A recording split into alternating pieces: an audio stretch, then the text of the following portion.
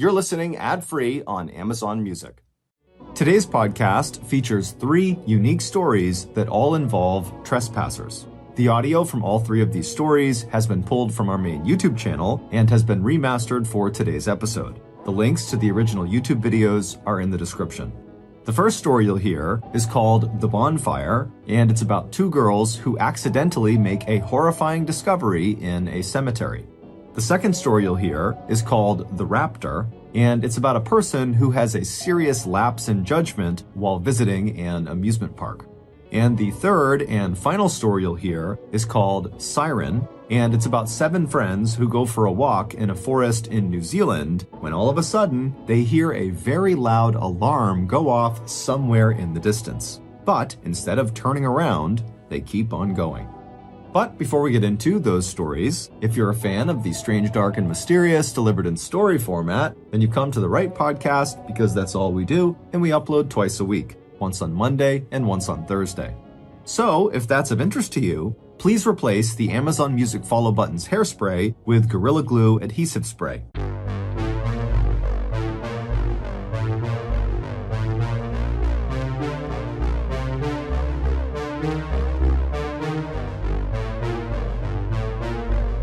Simply put, a goth is someone who finds beauty in things that most other people consider to be pretty dark. But most Americans tend to associate the term goth with the teenagers of the late 90s and early 2000s that wore all black and wore heavy black boots and would hang out in cemeteries. And while that representation of goth culture is, of course, limited, it is a good representation of the 2 protagonists in today's story, best friends Rachel and Molly. In the 1990s, Rachel and Molly were full-blown goths. They had black hair, black makeup, black clothes, they had the black heavy combat boots, and at one point they and their other goth friends started hanging out in a cemetery to be kind of ironic and funny, like, look at us, we're goth, we hang out in cemeteries. And then they actually enjoyed it and began hanging out in a cemetery like every weekend. One Friday night, Molly calls Rachel to go hang out in the cemetery. And as it happened, Rachel was just sitting at home and she was bored out of her mind. And so the call came at a perfect time. And so Rachel's like, yeah, I'd love to go. So she flies downstairs and she sits on her front step and she's waiting for Molly to show up. And eventually Molly's car rolls down the street and Rachel immediately recognizes that Molly is the only one in the car. And Rachel, whenever she would go to the cemetery at night with Molly, they were always there with a group of at least 4 people. Even though they liked hanging out in the cemetery, they did recognize that it was a little bit creepy at night to be out there, and so they liked kind of rolling in a fairly big group. And so Rachel hops in the car, and her first question to Molly is, where is everybody? Are they meeting us there? And Molly said, oh no, everybody else is either working or they're kind of hungover from the party from last night, so it's just us 2. I hope that's okay. And at the time, Rachel actually in her head was like, no, I don't really want to do this anymore. But she was like, oh yeah, that's fine. Yeah, we'll just go. Just the 2 of us. It'll be fine. Molly takes off from Rachel's house and she makes the familiar kind of winding commute to the front gate of this enormous cemetery that sits right in the center of town. They drive underneath this massive wrought iron gate that looks very medieval, very foreboding. It looks like it's out of a cheesy horror movie, this like cliche entrance to a cemetery. And so they go through there and they're on this road that stretches all the way down through the cemetery and basically splits it in 2. On the left side, as you're driving in, was an area closest to town, and also it butted up against a major public university. And then on this side of the cemetery, you had a bunch of residential houses that butted up against the side of the cemetery. And where Molly and Rachel and their crew liked to go was on the right side, all the way back in the corner, because there was a section that was kind of situated between these 2 hills, where not only were they obscured from the cemetery road and the main road, once they were down in this little depression, there was also no houses that happened to look over that spot. So it was kind of like the hidden section of the cemetery. And there was also this big boulder that people sat on and a big tree you could lean up against. So that was their spot. So Molly drives in the gates, she heads down that road and she turns right onto a dead end road. She takes that down about a couple hundred meters till it dead ends, and they park. And then the girls get out of the car, they light up cigarettes, and they walk down this hill that's just beyond where this dead end comes to an end. And so they walk down this hill and it brings them to this clearing where this big rock and tree is.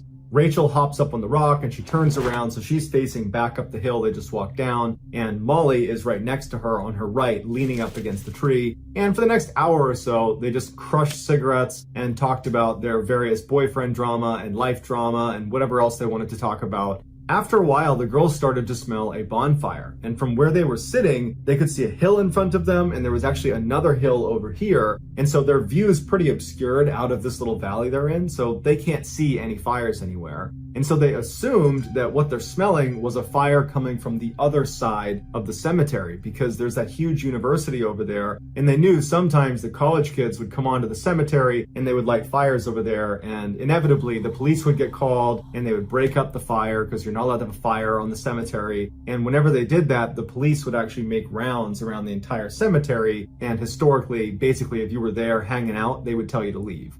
And so they think, okay, this is probably a good time to leave, because probably in the next 30 minutes to an hour, the police are going to be here. They're going to come over here, see our car, and they're going to ask us what we're doing, and we're going to have to leave. So let's just leave now. So Rachel hops off the rock, and the two of them begin meandering their way back up the hill towards the car. When they get about halfway up the hill, they notice to their right something bright. Now, because they were higher up, they could actually see over the hill to their right, and what they were seeing was the top of a bonfire. So the girls take a couple more steps up the hill to gain some elevation to hopefully be able to see better down into where this fire is. But even when they're up almost at the top of the hill, that fire is too far down on the other side of that hill that they can't see any people, and they can't really tell how big the fire is. They're just basically seeing the top flickers of it.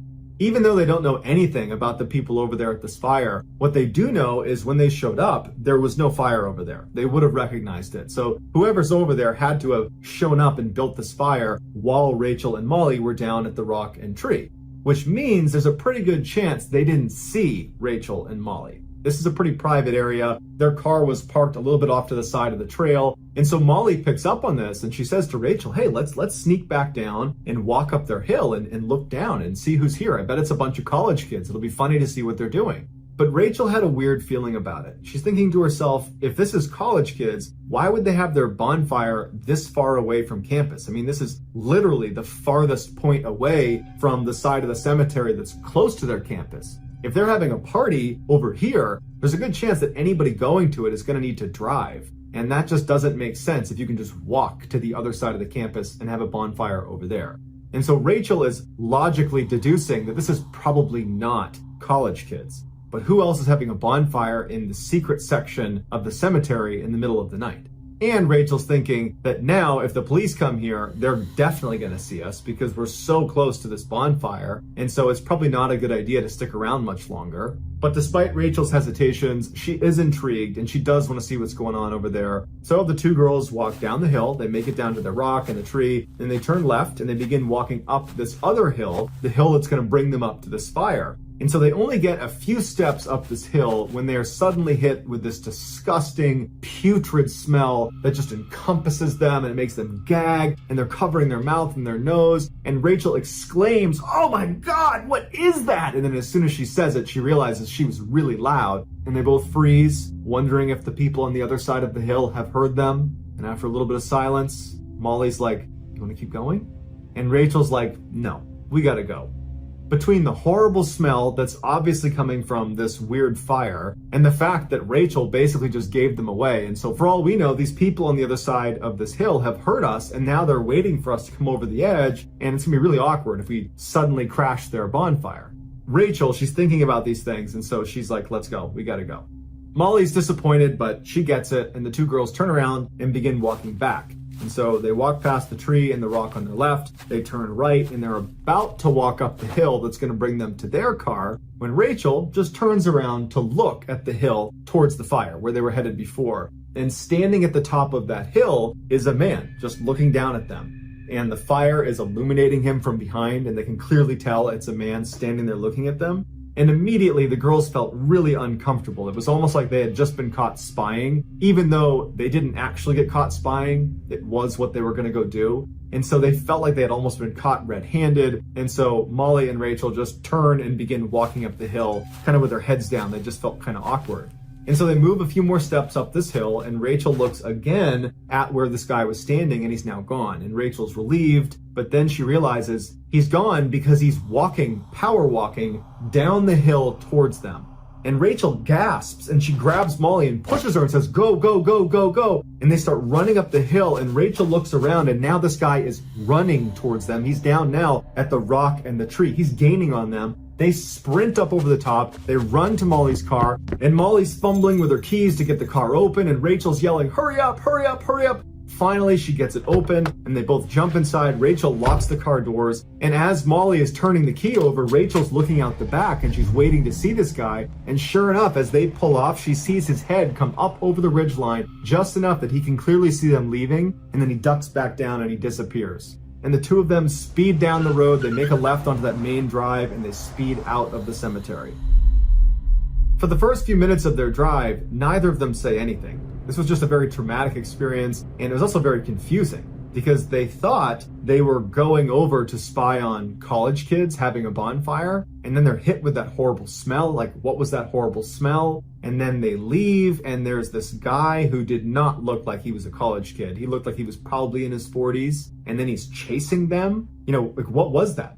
And when they did start talking about it, they couldn't really come to any sort of rational conclusion of what had just happened. And so they were both very spooked, and they decide, let's just go home and talk about this tomorrow.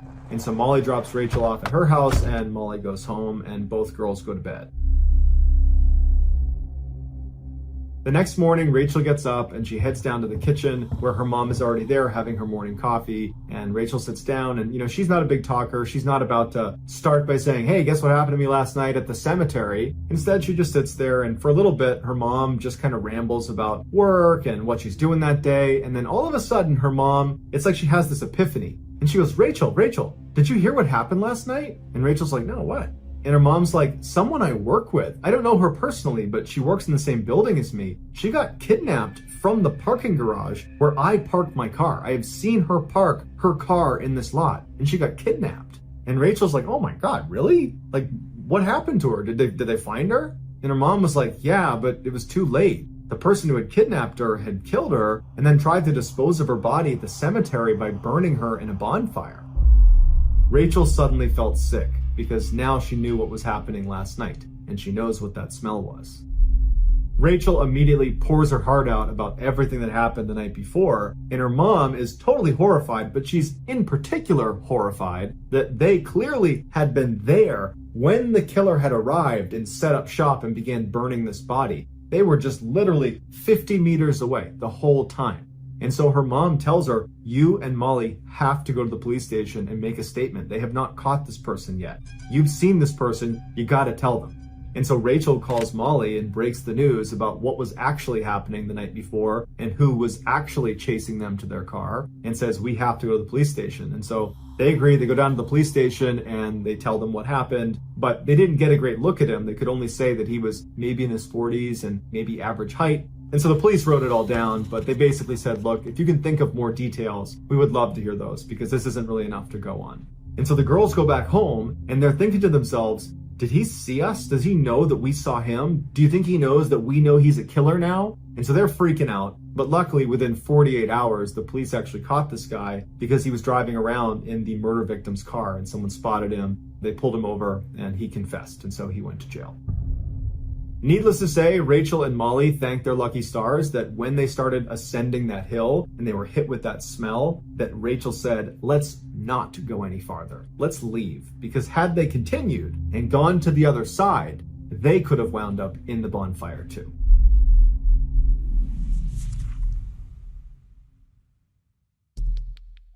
Our next story is called The Raptor.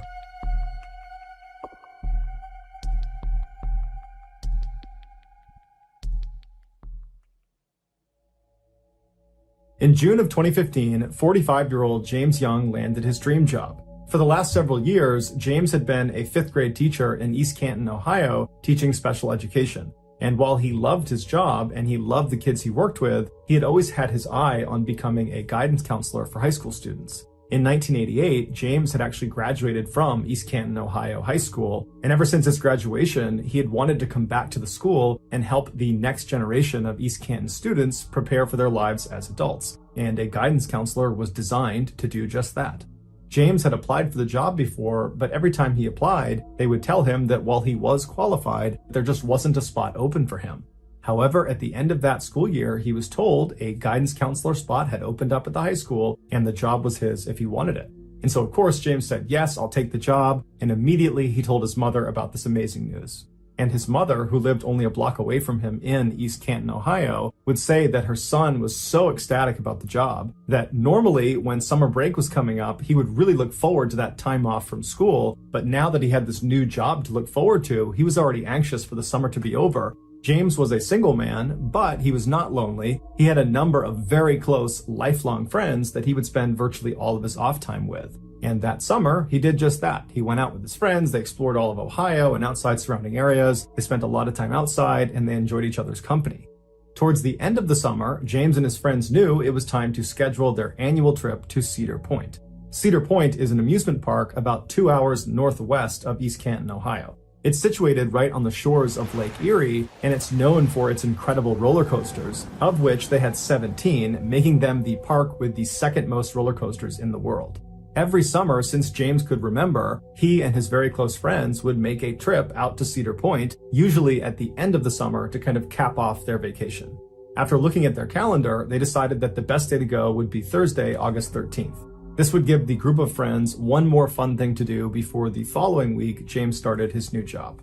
So on the morning of that Thursday, the friends piled into a car and they made the 2-hour commute up to Cedar Point. And as soon as they got there, they went inside, they grabbed a map, and they began systematically hitting as many rides as they possibly could. And so by 4:30 p.m., they were totally exhausted. They'd been on virtually every ride. And so they were about to call it a day when James and his friends decide, hey, let's go on one more ride before we pack it in. And so they pull out their map and they're looking, and they realize they haven't gone on one of their favorite rides. It was called the Raptor. The Raptor was not Cedar Point's biggest roller coaster, but it was their fastest. It would reach a top speed of 57 miles per hour. Passengers are seated 4 across with their feet dangling below them in these suspended chairs with the big harness that comes down. And then once the ride starts, they're brought slowly up this 137-foot hill. And then at the top, they pause before being dropped down into this nearly 4,000-foot long track that spins them upside down 6 different times. So James and his friends, they closed up their map and they ran their way over to the Raptor. They got in line, and by 4:50 p.m., they had made it to the front of the line. They got into their seats, their harness came down, and then the ride started. And they were pulled up to the top of the hill. They paused, and then they were launched down the track. And for 2 minutes, they zipped and zagged and looped-de-looped all through this track. And then it was just suddenly over. And the friends had a great time on the ride. Except James realized about halfway through the ride, when they were upside down, his phone and wallet had come out of his pockets, and he actually saw them fall down towards the ground. And although he didn't see exactly where they landed, he had a pretty good idea of where they were. And so after they got off the ride, the friends were kind of talking about how much fun it was. And James said to them, hey, I lost my cell phone and wallet. Will you guys come with me while I go look for them? And so the friends agreed. They left the Raptor station and they walked down the paved path until they were in front of this fence that said no trespassing. And so James gets up to the fence and he's looking inside of this fenced-in area, and he sees right in the middle of this restricted area is his phone and his wallet. And before James's friends could tell him not to do this, he had climbed over the fence and entered into this restricted area. He ran over to his phone and his wallet, he picked it up, and then when he stood back up again, the next wave of Raptor riders came blazing through the area, and the underside, the steel underside of the ride, hit James right in the back of the head. He never saw it coming. It threw him forward, he landed on his face, and immediately the park officials saw this happen. They stopped the ride, but the riders on board the Raptor, they didn't know what was going on. And so they're stopped on the ride, they're looking down and they hear people screaming, and they look down and they see there's this man, James, lying face down on the ground with blood pooling around his head. The fence James had climbed over was there specifically to keep visitors from getting too close to this one low point in the Raptor ride where the ride can come through and it can hit you. And so medical workers, they rush over, they hop over the fence, they get to James, but it was too late. He was pronounced dead at the scene. That day, Cedar Point was put under investigation for James's death, but after reviewing the footage and talking to witnesses, the investigation was closed and they determined that the park was not at fault. James, despite being a very intelligent and sensible man, had a brief lapse in judgment, and it unfortunately cost him his life. Today, Cedar Point is still open for business, and the Raptor ride is still operational.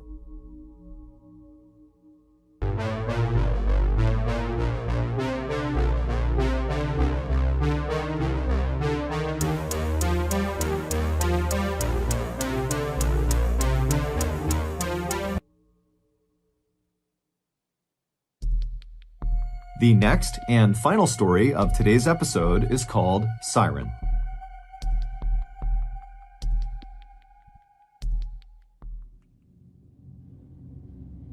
On the morning of Monday, February 6th, 2017, a group of 7 friends who were all college-aged and living in New Zealand began packing up their cars and getting ready to drive back to Auckland, the biggest city in New Zealand.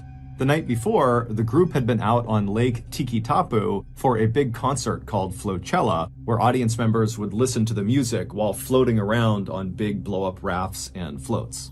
After the concert had ended, the group of friends had left the lake and headed to a nearby relative's house where they had a quiet after-party with a couple of drinks, and then everyone went to bed a little bit after midnight. This morning, the group had gotten up early because they wanted to get on the road as soon as possible to try to beat the holiday traffic that was sure to crop up that day on the way back to Auckland. February 6th is a big national holiday in New Zealand. It's called Waitangi Day, and it's to commemorate the initial signing of the Treaty of Waitangi, which is considered to be the founding document of the country. But right as the 7 friends had finished packing up their 3 cars and were getting ready to begin their 3-hour drive north to Auckland, one of the friends, a 21-year-old named Rachel De Jong, suggested they take a quick detour before they head back home. Rachel, along with another girl in this group of friends named Maddie, had several months earlier discovered this secret swimming spot that was located only about 15 minutes away from where they were now, and it happened to be on the way back to Auckland. This swimming spot was this beautiful green-blue pool of fairly deep water that was located in the middle of a forest. This pool was actually a part of the Waikato River. However, this stretch of the river where the pool was either very shallow or dry most of the time. So as a result, this pool actually looked like a standalone body of water. While there was no official trail that led through the forest to this pool of water, there was an unofficial trail. It was basically a dirt trail that cut through the woods that had formed over the years of locals tromping their way to this pool of water. After hearing Rachel's suggestion, the group of friends all agreed that this sounded like a great idea. And so the group piled into their 3 cars, and then by around 11:40 a.m., Rachel and Maddie had directed the convoy all the way to the start of this unofficial dirt trail, which was located right on the side of a winding main road. After pulling their cars safely off to the side of the road, the group got out, and then Rachel and Maddie led them to the start of this trail, and they began walking through the forest. 15 minutes later, at 11:55 a.m., the group was getting very close to the water because the trees up ahead were starting to thin out. But also at 11:55 a.m., the group suddenly stopped because from somewhere out in the forest, way off in front of them, came this loud, shrill siren sound. And it went on for nearly 20 or 30 seconds, and then it just came to a stop. And the group kind of looked around at each other. No one knew what to make of the siren, and so eventually they just kind of shrugged it off and kept on walking.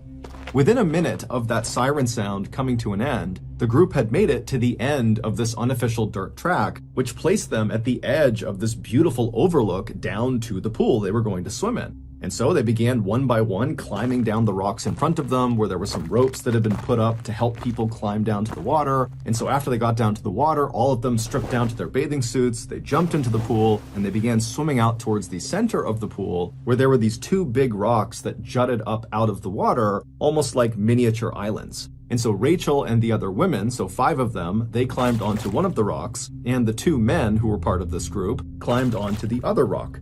And so they got up onto these rocks and they're looking around, taking in the sights, and then at 11:58 a.m., another siren blasts across the forest. It's the same sound as the one they heard 3 minutes earlier when they were on the dirt track. And so once again, all 7 of them are kind of looking at each other, wondering, what is this siren about? But after the 20 or 30 second long siren came to an end, they glanced around them and there was no sign of any danger. There was no sign of really anything happening at all. It was just this beautiful, peaceful seeming oasis. And so before long, they had forgotten about the siren again, and Rachel had gotten out her camera and she was taking pictures, and others were taking pictures as well. And then 2 minutes later, at 12 p.m., the siren sounded for a third time. Now, at this point, the group has heard the siren 2 other times. And even though the sound of the siren was kind of jarring because it was so high-pitched and shrill and really cut into their ears, this time, because they've heard it 2 other times and nothing happened, they all pretty much immediately wrote it off. So the siren's sounding for the 3rd time, and the group is not really paying attention. But when the siren finally stops this 3rd time, something very different began to happen, and the group immediately noticed it.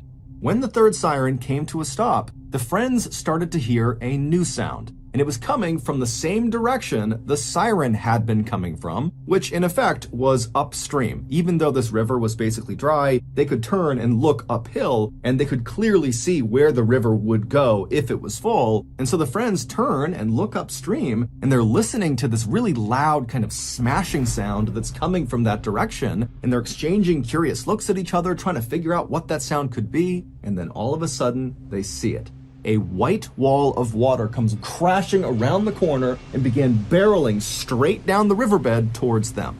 By the time the friends had even processed what they were seeing, the water had reached the pool they were in, and it was flooding the pool so quickly they could literally see this huge pool rising. Its water levels were going up and up and up all around them. And so as the rocks they're standing on began to slowly submerge under all this rising water, the group collectively decided that this can't go on for very long. Whatever this is, it's gonna stop, so just stay put, stay on these rocks, we're gonna be okay. However, within seconds, the rocks they were on were completely submerged, and the water was still tumbling down the hill towards their pool, and then spilling out over the other side down the other end of the riverbed. And they're thinking to themselves, if we don't get off these rocks soon, we're going to get swept downstream with this water.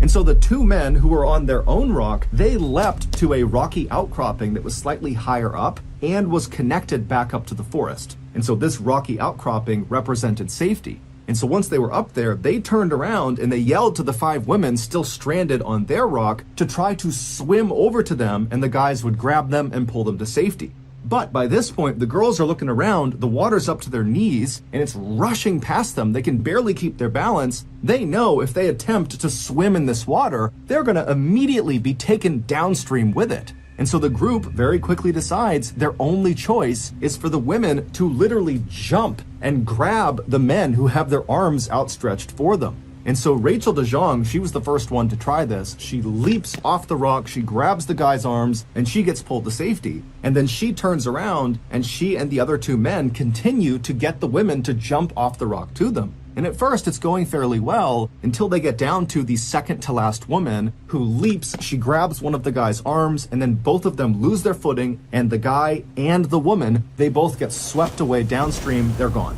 Rachel stays calm, and she moves to the position where the guy had been who just got swept away, and she takes out her GoPro camera selfie stick, and she extends it out to the last woman who's out on the rock. Her name is Alice. And she tells Alice, jump and grab the selfie stick. And so Alice, who's almost completely submerged in water now, makes this frantic jump to grab onto the selfie stick. She grabs it for a second, but then loses her grip and she begins being swept away. And Rachel, who at this point was completely safe, immediately jumped into the rapids after Alice. She grabbed Alice, she attempted to turn around and grab the rock to stop them, but she couldn't get a grip. And she and Alice were also swept downstream out of view.